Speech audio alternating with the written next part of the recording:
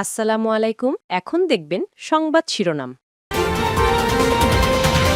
Appeal শুনানিতে প্রার্থিতা ফিরে পেলেন আরো ৬১ জন। কুমিল্লা ৪-এ বিএনপি প্রার্থী মঞ্জুরুল মুন্সিকে চেম্বার আদালতেও ঋণ খেলাপি ঘোষণা।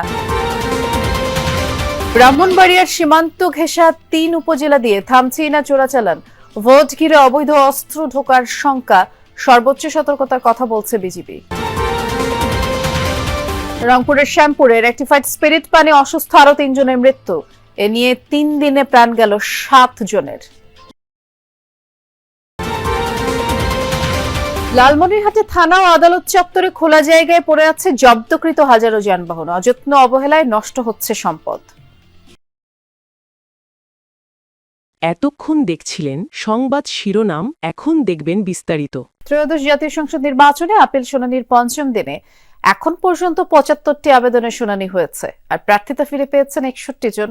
১২ জনের আপিল নামঞ্জুর করা হয়েছে, ২ জনের আবেদন শুনানি স্থগিত রাখা হয়েছে, ২ জন আবেদনকারী অনুপস্থিত ছিলেন।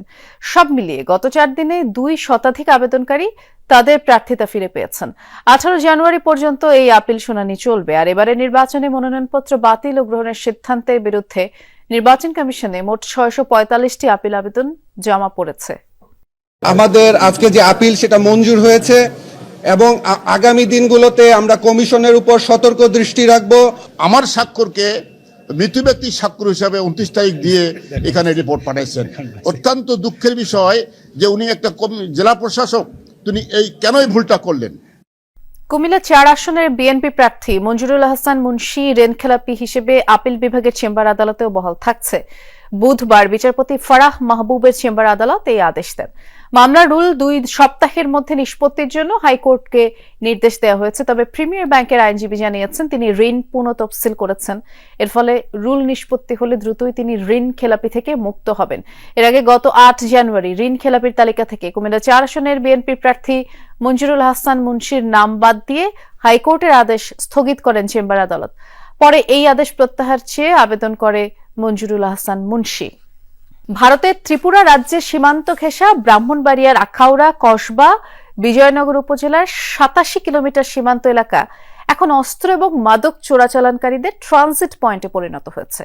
আসন্ন ত্রয়োদশ জাতীয় সংসদ নির্বাচন ঘিরে সীমান্ত পেরিয়ে দেশে ঢুকছে অত্যাধুনিক আগ্নেয়াস্ত্র, মাদক, আর এমন শঙ্কায় উদ্বিগ্ন সীমান্তবাসী। তবে বিজিবি বলছে সীমান্তে সর্বোচ্চ সতর্কতা জারি রয়েছে। সীমান্তের ওপারে ভারতের ত্রিপুরা আর এপারে ব্রাহ্মণবাড়িয়ার ৩টি উপজেলা আখাউড়া, কসবা ও বিজয়নগর। এই ৩ উপজেলার সীমান্ত পথ দীর্ঘদিন ধরে মাদক ও অস্ত্র চোরাচালানের রুট হিসেবে পরিচিত। স্থানীয়দের দাবি নির্বাচন যত ঘনিয়ে আসছে ততই বাড়ছে আতঙ্ক। সীমান্ত পেরিয়ে দেশে ঢুকছে বিভিন্ন ধরনের মাদক ও আধুনিক আগ্নেয়াস্ত্র। নির্বাচন সুস্থ হতে গেলে আমাদের যে বর্ডার গায়ে অবরত মাদক চোরাচালান এগুলো হইতেছে, এগুলারে যে কোনো প্রকারে আমাদের বর্ডার বিজিবি আরো স্ট্রং করার দরকার। বর্তমান যে আইন শৃঙ্খলা পরিস্থিতি আছে, আমরা সাধারণ মানুষ হিসাবে এই পরিস্থিতির জন্য আমরা নিজের উদ্বিগ্ন। মাদক যদি কেউ আসক্ত হয় তার হাতে অস্ত্র চলে আসবে, এটাই স্বাভাবিক।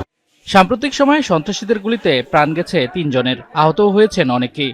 অবৈধ অস্ত্রের দাপটে আতঙ্কিত সীমান্তবর্তী সাধারণ মানুষ। ব্রাহ্মণবাড়িয়া ৩ জনকে গুলি করে মারা হয়েছে, একাধিক আহত। এই গুলি পাইছে কই, গোলা বারুদ পাইছে কই? এই যে বর্ডার দিয়েই তো নামছে, ত্রিপুরা থেকে গোলা বারুদ অস্ত্র আসতেছে, বাংলাদেশ থেকে গল যাইতেছে, মাদক নামতেছে। যেভাবে অস্ত্রের জঞ্জনানি এবং খুন খারাপ। রংপুরের শ্যামপুরে রেকটিফাইড স্পিরিট পানে অসুস্থ আরো ৩ জনের প্রাণ গেছে। এ নিয়ে ৩ দিনে ৭ জনের মৃত্যু হলো। দুপুরে হাসপাতালে চিকিৎসাধীন অবস্থায় জয়নুল আবেদিন মারা যান। মঙ্গলবার রাতে মৃত্যু হয় আব্দুল মালিক ও রাশিদুল ইসলামের। গত শনিবার মধ্যরাতে শ্যামপুরে মাদক ব্যবসায়ী জয়নুল আবেদিনের বাড়িতে হোমিওপ্যাথিক রেকটিফাইড স্পিরিট পান করেন বেশ কয়েকজন। এতে অসুস্থ হয়ে ঘটনাস্থলেই প্রাণ যায় আলমগীর হোসেন, সোহেল মিয়া, জিন্নাত আলীর। আর চিকিৎসাধীন অবস্থায় মারা যায় মানিক চন্দ্র রায়। এখনও বিভিন্ন হাসপাতালে চিকিৎসাধীন কয়েকজন। আর এই ঘটনায় জয়নালকে গ্রেফতার করে পুলিশ। পরে তার শারীরিক অবস্থার অবনতি হলে হাসপাতালে ভর্তি করা হয়। উদ্ধার করা হয় ১০ বোতল রেকটিফাইড স্পিরিট। চুয়াডাঙ্গার জীবননগরে বিএনপি নেতা শামসুজ্জামান ডাবলুর জানাজা সম্পন্ন হয়েছে। বেলা ১১টায় জীবননগর পৌর ঈদগাহ মাঠে তার জানাজা হয়। স্থানীয় বিএনপি ও অঙ্গ সংগঠনের নেতাকর্মীদের পাশাপাশি বিভিন্ন শ্রেণী পেশার মানুষ অংশ নেন। পরিবারের কয়েকজন সদস্য দেশের বাইরে থাকায় তারা ফিরলে পারিবারিক গোরস্থানে দাফন হবে তার। মৃত্যুর ঘটনায় মামলার প্রস্তুতি নিচ্ছেন স্বজনরা।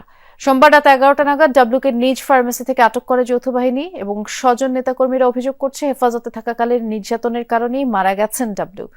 প্রতিবাদে গভীর রাত থেকে মঙ্গলবার দুপুর পর্যন্ত বিক্ষোভ চলে। এই ঘটনাটিকে অনাকাঙ্ক্ষিত উল্লেখ করে আইএসপিআর জানায়, ক্যাম্প কমান্ডার অভিযানে অংশ নেওয়া সেনা সদস্যদের সেনানিবাসে প্রত্যাহার করা হয়েছে এবং উচ্চপদস্থ তদন্ত কমিটিও ইতোমধ্যে গঠন করা হয়েছে। ময়মনসিংহে পুলিশের উপরে হামলা চালিয়ে আসামি ছিনিয়ে নেওয়ার ঘটনায় 7 জনকে গ্রেফতার করা হয়েছে। ছিনিয়ে নেওয়া আসামি আরিফুলের বাবা সাগর আলী, ভাই রেজাউল করিম সহ 7 জনকে গ্রেফতারের পর দুপুরে তাদেরকে আদালতে নেয় পুলিশ। এর আগে গতরাতে 29 জনের নাম উল্লেখ এবং অজ্ঞাত 140 জনকে আসামি করে মামলা হয়। পুলিশ জানায়, মঙ্গলবার বিকেলে নগরীর দীঘার কান্দা এলাকায় অভিযান চালিয়ে একটি মামলার এজাহারভুক্ত আসামি আরিফুল ইসলামকে গ্রেফতার করা হয়। থানায় নেওয়ার সময় আরিফুলের বাবা সাগর আলীর নেতৃত্বে শতাধিক লালমনিরহাটের দায়রা আদালত চত্বর এবং জেলার 5টি থানা এলাকায় খোলা আকাশের নিচে পড়ে আছে হাজারো যানবাহন। মামলা নিষ্পত্তি না হওয়ায় জব্দকৃত এসব যানবাহন বছরের পর বছর অবহেলায় পড়ে থেকে একেবারে ব্যবহারের অনুপযোগী হয়ে পড়ছে। এতে একদিকে যেমন সম্পদের অপচয় হচ্ছে, তেমনি আদালত এবং থানা চত্বর ভাগাড়ে পরিণত হচ্ছে। মামলা সংক্রান্ত জটিলতায় লালমনিরহাট দায়রা আদালত চত্বর সহ জেলার 5টি থানা ও ডিবি পুলিশের হেফাজতে বছরের পর বছর পড়ে আছে হাজার হাজার যানবাহন। জব্দকৃত এসব যানবাহন দীর্ঘদিন ধরে খোলা আকাশের নিচে থাকায় রোদ বৃষ্টি আর ধুলোবালিতে নষ্ট হচ্ছে, চুরি হয়ে যাচ্ছে যন্ত্রাংশ। আদালত চত্বর ও থানা এলাকায় যানবাহন রাখার স্থানগুলো ধীরে ধীরে ভাগাড়ে পরিণত হচ্ছে। জব্দ তালিকায় গাড়িটির মূল্য নির্ধারণ করা আছে 2 লক্ষ টাকা। যখন সে হস্তান্তর হবে তার ক্ষেত্রে 20,000 টাকা সে বিক্রি করতে পারবে না। এটা আসলে স্বচ্ছতা আনা দরকার। যদি রাখতেই হয় তাহলে যথাযথ প্রক্রিয়া সংরক্ষণ করা হচ্ছে সেট করে, আর তা না হলে জিম্মায় দিয়ে দেওয়া উচিত। কোর্ট যেন একটু তাড়াতাড়ি বিধিবদ্ধ ব্যবস্থা গ্রহণ করে সাক্ষীগুলোকে তাড়াতাড়ি নিয়ে আসার জন্য। আইনজীবীরা বলছেন, মামলা যত দীর্ঘ হচ্ছে ততই ক্ষতিগ্রস্ত হচ্ছে জব্দকৃত যানবাহন, অথচ এগুলো রাষ্ট্রীয় সম্পদ হিসেবেই বিবেচিত। যে মামলাগুলো 6 মাসের মধ্যে নিষ্পত্তি হওয়ার কথা, এই আইনি জটিলতার কারণে আজকে বছর পড়ে আছে। যদি এই মামলাগুলো দ্রুত নিষ্পত্তি হয় তাহলে সরকারের এখান থেকে মোটামুটি একটা রাজস্ব আদায় হবে বলে আমি আইনজীবী হিসেবে মনে করি। নিত্য নতুন মামলা হচ্ছে, নিত্য নতুন প্রতিদিনই কম বেশি মামলা সম্পর্কিত বাহনগুলো আটক করা হচ্ছে এবং সেগুলো মালখানায় নিয়ে আসা হচ্ছে। এখন যে অবস্থা, তাতে মালখানায় রাখার মতো তো আর জায়গা নেই। বিআরটিএ এবং আদালতের তথ্য মতে 2024-25 অর্থ বছরে প্রায় 6,500 যানবাহন মামলা সংশ্লিষ্ট আলামত হিসেবে তালিকাভুক্ত ছিল। এসবের মধ্যে রয়েছে চোরাই, নিবন্ধনহীন, কাগজপত্রবিহীন, অবৈধ যানবাহন ও মাদক সহ বিভিন্ন মামলার আলামত। সবচেয়ে বেশি যানবাহন জব্দ হয়েছে মাদক মামলায়। চিফ জুডিশিয়াল ম্যাজিস্ট্রেট মহোদয় বরাবরে আবেদন করি, সে আবেদন পর্যালোচনা